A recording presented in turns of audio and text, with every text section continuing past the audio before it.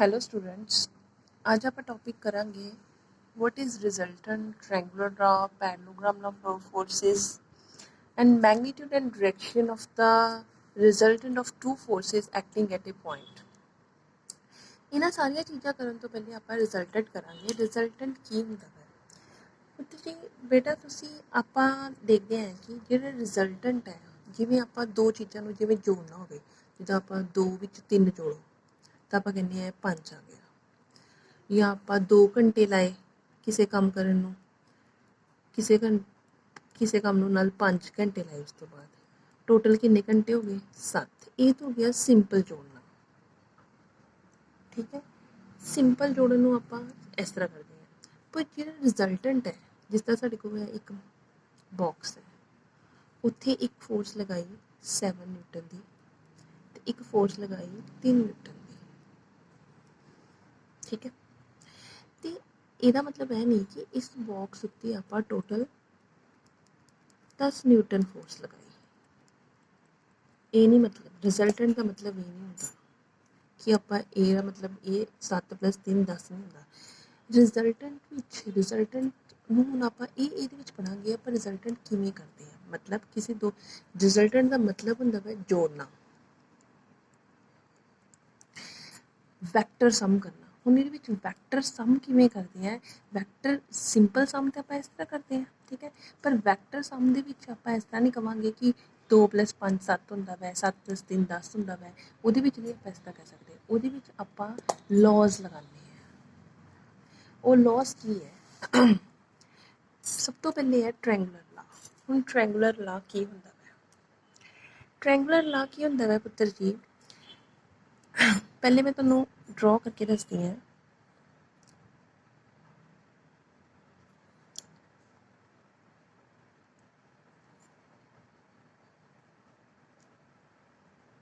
ਇਹ ਇੱਕ ਵੈਕਟਰ ਹੈ, ਇਹ ਉਹਦਾ ਕੀ ਹੈ? ਹੈਡ। ਇਹ ਉਹਦਾ ਕੀ ਹੈ? ਟੇਲ। ਇਹ ਦੂਸਰਾ ਵੈਕਟਰ ਹੈ, ਇਹ ਉਹਦਾ ਕੀ ਹੈ? ਹੈਡ। ਇਹ ਉਹਦਾ ਕੀ ਹੈ? ਟੇਲ। ਜਦੋਂ ਇੱਕ ਵੈਕਟਰ ਦਾ ਹੈਡ ਦੂਜੇ ਵੈਕਟਰ ਦੀ ਟੇਲ ਨਾਲ ਮੀਟ ਕਰਦਾ ਹੈ, ਠੀਕ ਹੈ, ਮੰਨ ਲਓ F1 ਵੈਕਟਰ ਹੈ, ਇਹ F2 ਵੈਕਟਰ ਹੈ, ਅਤੇ ਜਿਹੜਾ ਤੀਸਰਾ ਵੈਕਟਰ ਹੈ ਉਹ ਇਹ ਹੋਏਗਾ, ਇਹ A ਵੈਕਟਰ, ਇਹ B ਵੈਕਟਰ, ਇਹ ਕਿਹੜਾ ਵੈਕਟਰ ਹੈ? C vector. ਦੇਖੋ ਕਿ ਜਿਹੜਾ ਤੀਸਰਾ ਵੈਕਟਰ ਹੈ, ਇਹ A ਵੈਕਟਰ, ਇਹਦਾ ਹੈਡ ਅਤੇ ਇਹਦਾ ਟੇਲ ਆਪਸ 'ਚ ਮਿਲਣ, ਜਿੱਥੇ ਆ ਕੇ ਮੀਟ ਕਰਨ, ਤਾਂ ਉਹਨਾਂ ਦੇ ਸਾਹਮਣੇ ਜਿਹੜਾ ਤੀਸਰਾ ਵੈਕਟਰ ਖਿੱਚਿਆ ਜਾਂਦਾ ਉਹ ਕੀ ਹੋਏਗਾ ਸਾਡੇ ਕੋਲ? ਇਹ ਟ੍ਰਾਇੰਗੂਲਰ ਆ। ਹੁਣ ਤਾਂ ਸਮਝਾਂਗੀ, if 2 vectors are represented both in magnitude and direction by 2 sides of triangle taken in the same order. ਕਹਿੰਦਾ ਅਗਰ 2 ਵੈਕਟਰ ਹੈ, ਜਿੱਦਾਂ ਇੱਕ ਇਹ ਵਾਲਾ ਵੈਕਟਰ, ਇੱਕ ਇਹ ਵਾਲਾ ਵੈਕਟਰ, ਉਹ ਰਿਪਰਜੈਂਟ ਹੁੰਦੇ ਹੈ ਬੋਥ ਇਨ ਮੈਗਨੀਟਿਊਡ। ਕਹਿੰਦਾ ਮੈਗਨੀਟਿਊਡ ਅਤੇ ਡਾਇਰੈਕਸ਼ਨ ਦੋਨਾਂ ਵਿੱਚ ਆਪਾਂ ਕਿਵੇਂ ਉਹਨਾਂ ਨੂੰ ਰਿਪਰਜੈਂਟ ਕਰਦੇ ਹਾਂ? By 2 sides of the triangle. ਉਹਨਾਂ ਨੂੰ ਕਿਵੇਂ ਆਪਾਂ ਰਿਪਰਜੈਂਟ ਕਰਦੇ ਹਾਂ? ਟ੍ਰਾਇੰਗਲ ਦੀਆਂ 2 ਸਾਈਡਾਂ ਲੈ ਕੇ, ਜਿੱਦਾਂ ਇੱਕ ਇਹ ਵਾਲੀ, ਇੱਕ ਇਹ ਵਾਲੀ, ਟੇਕਨ ਉਹ ਸੇਮ ਆਰਡਰ ਦੇ ਵਿੱਚ ਹੋਣੀਆਂ ਚਾਹੀਦੀਆਂ। ਸੇਮ ਆਰਡਰ ਦਾ ਮਤਲਬ ਇਹ ਹੈ ਕਿ ਜਿਵੇਂ ਆਪਾਂ ਇਹ ਇੱਧਰੋਂ ਚੱਲੀਏ ਇਸ ਤਰ੍ਹਾਂ, ਫਿਰ ਇੱਧਰ ਚਲੇਗੀ, ਮਤਲਬ ਇੱਕ ਆਰਡਰ 'ਚ ਜਾ ਰਹੇ ਨਾ। ਜੇ ਬਾਏ ਚਾਂਸ ਇਸ ਤਰ੍ਹਾਂ ਹੁੰਦਾ, ਇੱਧਰੋਂ ਜਾਂਦੇ, ਠੀਕ ਹੈ, ਅਤੇ ਇੱਕ ਇੱਧਰ ਹੁੰਦਾ, ਸੌਰੀ, ਅਤੇ ਇਹ ਕੀ ਹੈ? ਇਹਨਾਂ ਦੀ ਡਾਇਰੈਕਸ਼ਨ ਡਿਫਰੈਂਟ ਆ ਗਈ, ਇਹ ਸੇਮ ਆਰਡਰ 'ਚ ਨਹੀਂ ਹੈ। ਇਹ ਇੱਧਰ ਜਾ ਰਿਹਾ, ਇਹ ਇੱਧਰ ਜਾ ਰਿਹਾ, ਠੀਕ ਹੈ, ਅਤੇ ਉਹ ਕਹਿੰਦਾ ਇਹ ਸੇਮ ਆਰਡਰ 'ਚ ਜਾ ਰਹੇ ਹੈ। ਇੱਧਰ ਜਾ ਕੇ ਇਹਦੀ ਡਾਇਰੈਕਸ਼ਨ ਵੀ ਇੱਧਰ ਹੀ ਜਾ ਰਹੀ ਹੈ, ਸੇਮ ਆਰਡਰ 'ਚ ਜਾ ਰਹੀ ਹੈ। ਦੈਨ ਥਰਡ ਸਾਈਡ, ਜਿਹੜੀ ਤੀਸਰੀ ਸਾਈਡ ਹੋਏਗੀ, will give magnitude of the resultant vector in opposite direction. ਕਹਿੰਦਾ ਉਹਦੀ ਜਿਹੜੀ ਥਰਡ ਸਾਈਡ ਸੀ, ਉਹਦੀ ਡਾਇਰੈਕਸ਼ਨ ਹਮੇਸ਼ਾ ਓਪੋਜ਼ਿਟ ਹੋਏਗੀ। ਦੇਖੋ ਇਹ ਡਾਇਰੈਕਸ਼ਨ ਓਪੋਜ਼ਿਟ ਹੈ, ਇਹ ਤੀਸਰੀ ਦੀ ਹੈ। ਦੇਖੋ ਇਹ ਕੀ ਹੈ? ਇਹਦੀ ਵੀ ਇੱਧਰੋਂ ਵੀ ਡਾਇਰੈਕਸ਼ਨ ਕੀ ਹੈ? ਇੱਧਰ ਵਾਲੀ ਸਾਈਡ ਜਾ ਰਹੀ ਹੈ।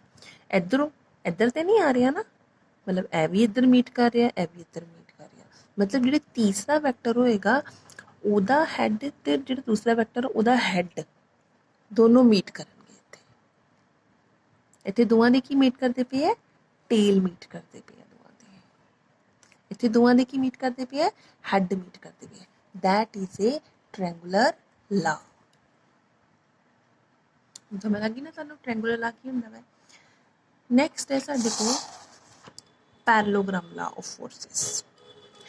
पैरेललोग्राम लॉ ऑफ फोर्सिस की हुंदा है, if two vectors acting simultaneously on particles are represented in magnitude and direction by two sides of a parallelogram drawn from a point, एक point to draw किते जांदे, then resultant is completely represented in magnitude direction by diagonal of that parallelogram drawn from that point। मतलब समझाइए की कहंदा है।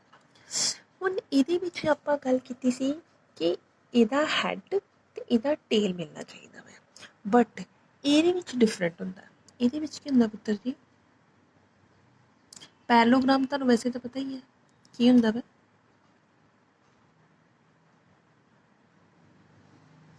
ਇਹਦੇ ਵਿੱਚ ਜਾਂ ਤੇ ਦੋਵਾਂ ਦੇ ਟੇਲ ਮੀਟ ਕਰਨੀ ਚਾਹੀਦੀ ਹੈ ਤੇ ਜਾਂ ਹੀ ਦੋਵਾਂ ਦੇ ਕੀ ਹੈ ਹੈਡ ਮੀਟ ਕਰਨੀ ਚਾਹੀਦੀ ਹੈ, ਤੇ ਉਹਨਾਂ ਦਾ ਦੋਨਾਂ ਵੈਕਟਰਸ ਦਾ ਇੱਕ ਰਿਜ਼ਲਟੈਂਟ ਖਿੱਚਿਆ ਜਾਂਦਾ ਵਾ, ਜਿਹਨੂੰ ਆਪਾਂ ਇਸ ਟਾਈਪ ਨਾਲ ਰਿਪਰੈਜ਼ੈਂਟ ਕਰਦੇ ਹਾਂ।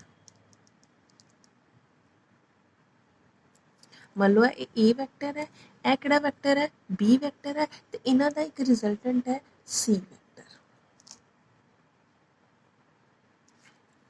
ਇਹ ਏ ਵੈਕਟਰ ਹੈ, ਇਹ ਕਿਹੜਾ ਵੈਕਟਰ ਹੈ ਬੀ ਵੈਕਟਰ ਹੈ, ਤੇ ਇਹਨਾਂ ਦਾ ਇੱਕ ਰਿਜ਼ਲਟੈਂਟ ਹੈ ਆਰ ਵੈਕਟਰ ਜਾਂ ਸੀ ਵੈਕਟਰ, ਕੁਝ ਵੀ ਕਹਿ ਦਿਓ। ਹੁਣ ਪੈਰਲੋਗ੍ਰਾਮ ਦਾ ਮਤਲਬ ਕੀ ਹੋਇਆ, ਹੁਣ ਪੈਰਲੋਗ੍ਰਾਮ ਵਿੱਚ ਓਪੋਜ਼ਿਟ ਸਾਈਡਸ ਇਕੁਅਲ ਹੁੰਦੀਆਂ ਵਾ।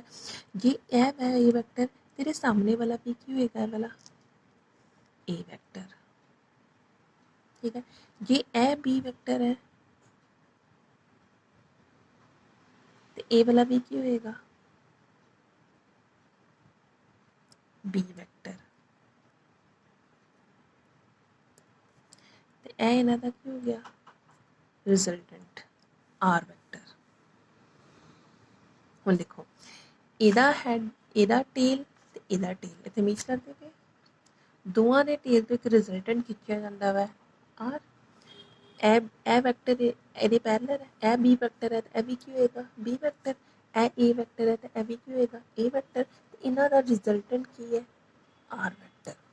If two vectors acting simultaneously, उन्हें की कहा अगर दो वैक्टर एक्ट करते पे है ऑन पार्टिकल, एक पार्टिकल ते are represented in magnitude and direction, कहंदा उन्होंने आप किवें रिप्रेजेंट करते हैं magnitude and direction by two adjacent sides, उन्होंने किवें रिप्रेजेंट कर दो नाल लगदियां हुई साइडां दे नाल पैरेललोग्राम दियां लग रही हैं, दो नाल ही लग रही हैं, ड्रान फ्रॉम ए पॉइंट जिहड़ी कि एक पॉइंट तो ड्रॉ कीतियां जांदियां ने, दैन रिजल्टेंट इज कंप्लीटली उन्हां दा जिहड़ा रिजल्टेंट होएगा उन्होंने आप किवें रिप्रेजेंट करांगे in magnitude and direction by, कहना magnitude and direction by diagonal, उन्हां दे डायगोनल दे through parallelogram drawn from that point जिहड़ा कि उस पॉइंट तो ही ड्रॉ किया जाऊगा, that is the parallelogram law of forces.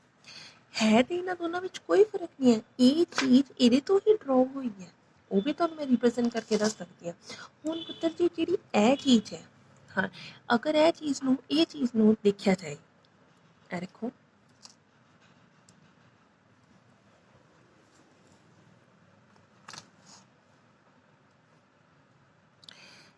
यह ट्रायंगल बन रही है ना, यह चीज़ ट्रायंगल है ना, ध्यान नाल देखो इहदा हैड ते इहदा टेल इत्थे की कर रही है मीट, तो ये इन्हां दा की हो गया तीसरा वैक्टर जिहड़ा कि इन्हां दी ओपोजिट डायरेक्शन दे विच है। ये की हो गया इहदा मतलब parallelogram law of forces triangular law of forces जो ही निकलिया है। हुण तुहानूं पता लग गया what is resultant, triangular law and parallelogram law of forces. Next topic है साडा magnitude and direction of resultant of two forces acting at a point। ये आर्टिकल है बेटा पूरा, ये मैं तुहानूं नेक्स्ट वीडियो च करवानी है। थैंक्स।